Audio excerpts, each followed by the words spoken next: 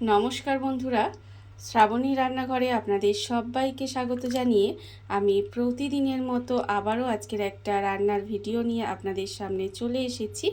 আজকের আমি আপনাদের খাসির মাংসটা একটু অন্যরকমভাবে বানিয়ে দেখাবো। আশা করি আপনাদের ভালো লাগবে। তার জন্য কিন্তু আমার পুরো ভিডিওটা আপনাদের দেখতে হবে।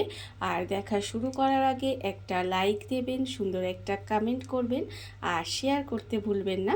তাহলে চলুন আজকের আমি এই খাসির মাংসটা কিভাবে বানিয়েছি সেটা আপনারা একবার দেখে নিন। রান্নাটা করার জন্য প্রথমে আমি এখানে দেখুন খাসির মাংস নিয়ে নিয়েছি, এখানে 500 গ্রাম মতো। আর এটা কিন্তু খুব ভালোভাবে ধুয়ে পরিষ্কার করে রেখে দিয়েছি। এবারে মাংসটা আমি একটু ম্যারিনেট করব। তার জন্য দেখুন প্রথমে দিয়ে দিচ্ছি এখানে পেঁয়াজ। এখানে কিন্তু আমি কাঁচা পেঁয়াজ দিয়ে দিচ্ছি এর মধ্যে। এখানে কিন্তু একটা পেঁয়াজ আমি এখানে দিয়ে দিলাম, মানে একটা মাঝারি সাইজের পেঁয়াজকে এইভাবে একটু কুচি কুচি করে রেখেছি, সেই পেঁয়াজটার মধ্যে দিয়ে দিলাম। আর দেব আমি এখানে আন্দাজ মতো নুন। এখানে কিন্তু এই সময় আমি নুনটা পুরো দিয়ে দেব, মানে আমার এখানে রেসিপিটায় যতটা নুন লাগবে আমি সেই নুনটা এখনই দিয়ে দিলাম। আর দেব আমি এখানে হলুদের গুঁড়ো, আর আমি দেব এর মধ্যে লঙ্কার গুঁড়ো, আর দেব আমি এখন দেখুন এইবারে আমি এর মধ্যে দিয়ে দেব দেখুন অল্প একটু সর্ষের তেল দেব, সামান্য একটু সর্ষের তেল দিলাম। আর দেব আমি এখানে দেব দেখুন অল্প সামান্য একটু, এটা হচ্ছে গন্ধরাজ লেবুর খোসা। সেই গন্ধরাজ লেবুর সবুজ যে অংশটা সেটা কিন্তু আমি একটু ছোট গ্রেটার দিয়ে গ্রেট করে রেখেছিলাম, সেই সবুজ অংশটা এখানে দিয়ে দিলাম। আর দেব এখানে এই যে দিচ্ছি এটা গন্ধরাজ লেবুর রস। গন্ধরাজ লেবুর রসটা কিন্তু এইভাবে একটু চিপে চিপে দিয়ে দিতে হবে। দিয়ে এবার এটাকে খুব ভালোভাবে হাত দিয়ে কিন্তু মেখে নেব। এটাকে কিন্তু একদম সুন্দর করে হাত দিয়ে একটু চেপে চেপে মেখে নিতে হবে। একই রকম মাটনের রেসিপি না খেয়ে একটু যদি অন্য রকমভাবে মাটনটা রান্না করা যায়, সত্যি বলছি খেতে কিন্তু ভীষণ সুন্দর হয়। আপনারাও কিন্তু একবার অন্তত এইভাবে মাটনের রেসিপিটা বানিয়ে দেখবেন, আশা করি আপনাদেরও ভীষণ ভালো লাগবে। দেখুন এইভাবে কিন্তু মাটনটা আমি একটু হাত দিয়ে একটু ভালো করে মশলাগুলো মাখিয়ে নেব।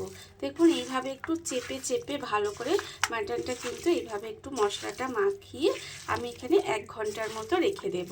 এটা কিন্তু অবশ্যই করে এটা মাখিয়ে 1 ঘন্টার মতো রেখে দিতে হবে। মাটনটা আমি এখানে ম্যারিনেট করে 1 ঘন্টার মতো রেখে দিয়েছিলাম।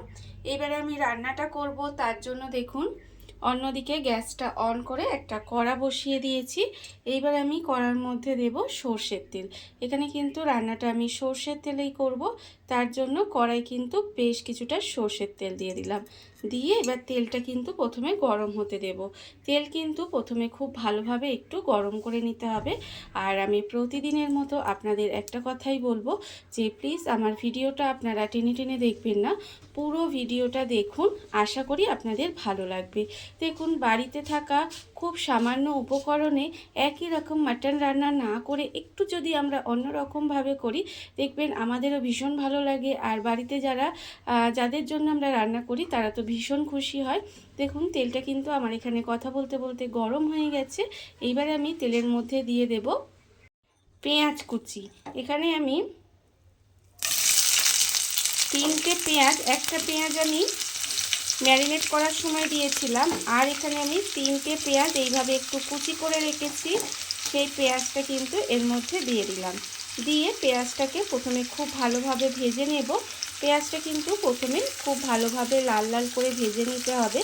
আর এই রান্নাটা কিন্তু ভীষণই সহজ আর খুব তাড়াতাড়ি রান্না হয়ে যায়, খেতে তো ভীষণই সুন্দর লাগে। আর এরম রেসিপি থাকলে আমার মনে হয় গরম ভাতের সঙ্গে আর কিছুই লাগবে না। দেখুন আমি এখানে পেঁয়াজটা যতক্ষণ ভাজছি, পেঁয়াজটা আমি একটু সময় এখানে ভাজতে দিয়েছি, ততক্ষণ দেখুন অন্যদিকে আমি একটা মশলা রেডি করে নেব। তার জন্য আমি নিয়েছি মিক্সির জার। মিক্সির জারের মধ্যে দিয়ে দেব এখানে দেখুন আদা। এখানে কিন্তু আদা আর আমি রসুন রেখে দিয়েছি, সেই আদা রসুনটা এর মধ্যে দিয়ে দেব। আদা রসুনটা কিন্তু খুব ভালোভাবে একটু পেস্ট করে নিতে হবে। এই আদা রসুনটা খুব ভালোভাবে একটু সময় আমি পেস্ট করে নেব। মশলাটা আমার এখানে রেডি হয়ে গেছে। মশলাটা আমি এখানে রেডি করে নিয়েছি। আর অন্যদিকে দেখুন এখানে যে আমি পেঁয়াজটা ভাজছিলাম সেই পেঁয়াজটাও কিন্তু এখানে ভাজা হয়ে গেছে। পেঁয়াজটা কিন্তু এখানে আমি খুব ভালোভাবে ভেজে নিয়েছি, আর এর থেকে বেশি ভাজার দরকার নেই। এইবারে আমি এর মধ্যে দিয়ে দেব, দেখুন এখানে আমি যে আদা রসুনটা পেস্ট করে রাখলাম সেই আদা রসুনটা কিন্তু এবারে এর মধ্যে দিয়ে দেব। আদা রসুন বাটাটা কিন্তু এর মধ্যে দিয়ে দিতে হবে। দিয়ে এবার আদা রসুনটা একটু সময় কষিয়ে নেব, যাতে এর যে কাঁচা গন্ধটা আছে সেটা চলে যায়। দেখুন এইভাবে কিন্তু আদা রসুন বাটাটা দিয়ে একটু সময় মশলাটাকে খুব ভালোভাবে কষিয়ে নিতে হবে। মশলাটা আমি একটু সময় ভালোভাবে কষিয়ে নিয়েছি। মশলাটা আমার এখানে কষানো হয়ে গেছে, এর ফলে এর যে কাঁচা গন্ধটা সেটা চলে গেছে। এবারে দেখুন আমি এর মধ্যে দিয়ে দেব টমেটো। এখানে কিন্তু একটা ছোট সাইজের টমেটো দিলাম, খুব বেশি বড় টমেটো এখানে দেওয়ার দরকার নেই, এরকম ছোট একটা টমেটো দিলেই হবে। দিয়ে এবার এই মশলাটা কিন্তু মশলার সঙ্গেই টমেটোটা দিয়ে ভালোভাবে একটু কষিয়ে নেব। এইভাবে কিন্তু ভালো করে একটু কষিয়ে নিতে হবে। আর আমার চ্যানেলের নতুন বন্ধু পুরনো বন্ধু সবাইকেই বলছি আমার তরফ থেকে অনেক অনেক ভালোবাসা। নতুন বন্ধুদের বলবো যদি আমার চ্যানেলটা সাবস্ক্রাইব করেন তাহলে পাশে থাকা বেল বাটনটা অবশ্যই প্রেস করে দেবেন, যাতে আমি যখনই কোনো নিত্য নতুন ভিডিও আপলোড করব সবার প্রথমে আপনাদের কাছে নোটিফিকেশান চলে যাবে এবং আপনারা আপনাদের সময় মতো ভিডিওটা দেখে নিতে পারবেন। আর পুরনো বন্ধুদের বলবো এইভাবে আমার পাশে থাকার জন্য, আমাকে এগিয়ে যেতে সাহায্য করার জন্য আপনাদের অসংখ্য অসংখ্য ধন্যবাদ। দেখুন আমি কিন্তু ঢাকা দিয়ে এবার একটু সময় এই মশলাটা একটু কষতে দেব। ঢাকা দিয়ে কিন্তু আমি মশলাটা একটু সময় একটু রান্না হতে দিয়েছিলাম বা কষতে দিয়েছিলাম। দেখুন এবারে কিন্তু এটাকে আবারও একটু নেড়ে চেড়ে দেব। একটু ঢাকা দিয়ে রান্না করার ফলে এই টমেটোগুলো কিন্তু অনেকটাই নরম হয়ে যাচ্ছে। দেখুন এইভাবে কিন্তু একটু এটাকে এভাবে মিশিয়ে দিতে হবে। আর এই সময় কিন্তু আমি এর মধ্যে দিয়ে দেব অল্প 2-4 দানা চিনি। অল্প সামান্য একটু চিনি দিলাম, এতে মিষ্টি হবে না কিন্তু একটা নুন চিনির ব্যালেন্স হবে, খেতেও ভালো লাগবে। তবে আপনারা না চাইলে নাও দিতে পারেন। দেখুন এবার এটা দিয়ে ভালো করে মিশিয়ে দিলাম। মিশিয়ে দিয়ে এবার এর মধ্যে দিয়ে দেব দেখুন মাংসটা। যে মাংসটা আমি এখানে ম্যারিনেট করে রেখেছিলাম সেই মাংসটা এর মধ্যে দিয়ে দিলাম। দিয়ে এবার এটাকে কিন্তু একটু ঢাকা দিয়ে দিয়ে ভালো করে কষিয়ে নেব। মাংসটা কিন্তু একদম সুন্দর করে কষিয়ে নিতে হবে, একদম ঢাকা দিয়ে দিয়ে তেল ছাড়া পর্যন্ত মাংসটা কিন্তু একটু সময় নিয়ে কষিয়ে নেব। ঢাকা দিয়ে দিয়ে আমি কিন্তু মাটনটা এখানে খুব ভালোভাবে কষিয়ে নিয়েছি। এটা কিন্তু আমার দেখুন অনেকটাই কষানো হয়ে গেছে। আর যখন দেখবেন এখানে একটু কষানো হয়ে গেছে, তেলটা আস্তে আস্তে ছেড়ে দিচ্ছে, তখন কিন্তু আমি এর মধ্যে দিয়ে দেব আলু। এখানে কিন্তু আমি মাটনে আলু দিয়ে দিচ্ছি। একটু বড় সাইজের আলুগুলোকে এইভাবে একটু দুভাগ করে কেটে রেখেছি, সেই আলুগুলো এখানে দিয়ে দিলাম। আপনারা চাইলে আলু দিতে পারেন, তবে আপনারা চাইলে আলু ছাড়াও করতে পারেন, কিন্তু আমার আবার একটু মাটনে আলু না দিলে ঠিক খেতে ভালো লাগে না, সেই জন্য কিন্তু আমি এখানে আলুটা দিয়ে দিলাম। দিয়ে এবার আলুটা দিয়েও কিন্তু আমি এবার খুব ভালোভাবে আবারও একটু সময় ঢাকা দিয়ে দিয়ে মাটনটাকে খুব ভালোভাবে এই আলু মাটন একসঙ্গে আবারও কিন্তু কিছুক্ষণ কষিয়ে নেব। ঢাকা দিয়ে দেখুন আমি এখানে আলুর সঙ্গেও কিন্তু খুব ভালোভাবে এখানে মশলাটা কষিয়ে নিয়েছি। এইভাবে কিন্তু খুব ভালোভাবে মশলাটা কষিয়ে নিতে হবে। যখন দেখবেন মাংস একদম সুন্দর করে কষানো হয়ে গেছে, একদম তেল ছেড়ে দিয়েছে, মানে এটাকে একটু সময় নিয়ে কিন্তু অবশ্যই যেভাবে আমরা মাটনটা ঠিক কষাই সেইভাবেই কিন্তু কষিয়ে নেব। দেখুন একদম সুন্দর করে কষানো হয়ে গেছে। এইবার আমি এর মধ্যে দিয়ে দেব কিন্তু গরম জল। এখানে কিন্তু গরম জল দিয়ে দিতে হবে, ঠান্ডা জল কিন্তু একেবারেই ব্যবহার করবেন না। গরম জল দিয়ে দেব, দিয়ে মাংসটা কিন্তু একটু সেদ্ধ হতে দেব।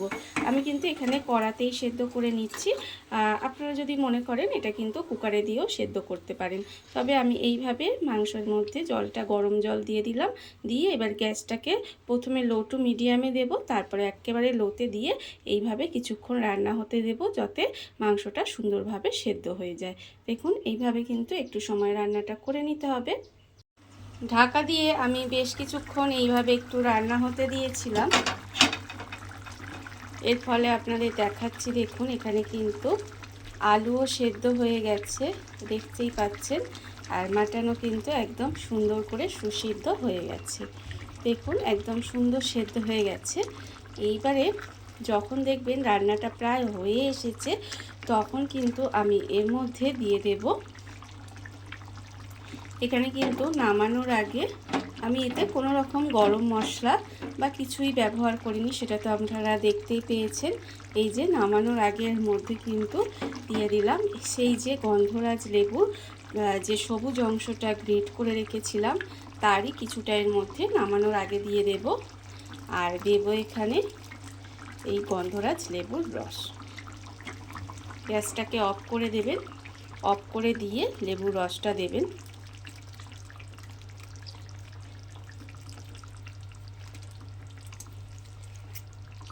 রস দিয়ে দিলাম, দিয়ে এবার এটাকে একটু মিশিয়ে দেব, মিশিয়ে ঢাকা দিয়ে দেব। ঢাকা দিয়ে কিছুক্ষণ এইভাবে রেখে দেব, তারপরে আপনাদের পরিবেশন করে দেখাবো ঠিক কেমন হলো রান্নাটা।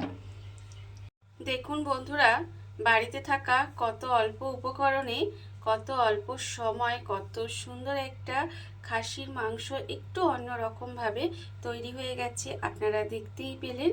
আর এটা কিন্তু গরম ভাত দিয়ে খেতে অসাধারণ লাগে।